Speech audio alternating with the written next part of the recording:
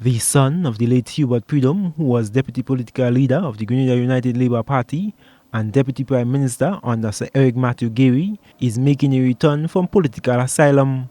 Jeffrey Prudhomme, who was arrested and released with his father in the 1979 coup before seeking asylum in New York, is preparing to return from exile to Grenada.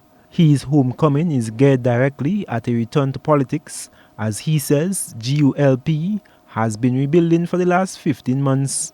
Both my parents died a week apart, and I did the eulogy for my parents, and following that, I met with quite a few people who encouraged me to come back. I did promise my dad that when I can, I would, because I am passionate about politics, and my passion must drive my purpose. So I'm at the point where we are rebuilding the GULP as a purpose-driven grassroots organization, which it is.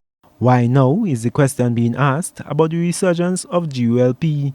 Prudhomme, who has assumed the role of political leader in response, notes the Labour Party's historical importance to Grenada.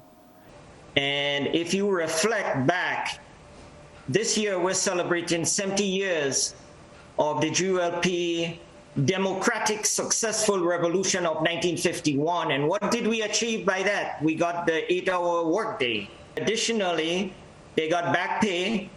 Historically, the people worked for the same wages in 1850 that they worked for in 1950.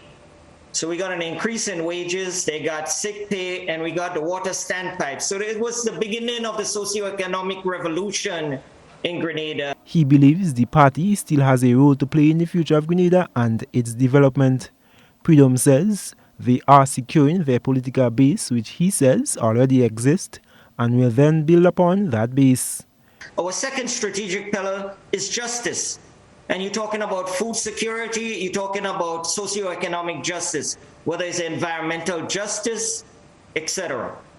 And then our last segment, where it impacts our young people, is development. So our three strategic pillars, again, is independence, justice, and development. And within the development, we want to make Grenada an entrepreneurial society. How are we going to do that? We're going to break it down into all the economic sectors and look to see where we can monetize it and to build out the capacity to see where we can have economic activity, because it's all about economic activities and productivity. And when you think of the Grenada United Labour Party, I want to make sure that all Grenadians, after tonight, think of the Grenada United Labour Party as a party that will come back and provide economic opportunity and social justice for all.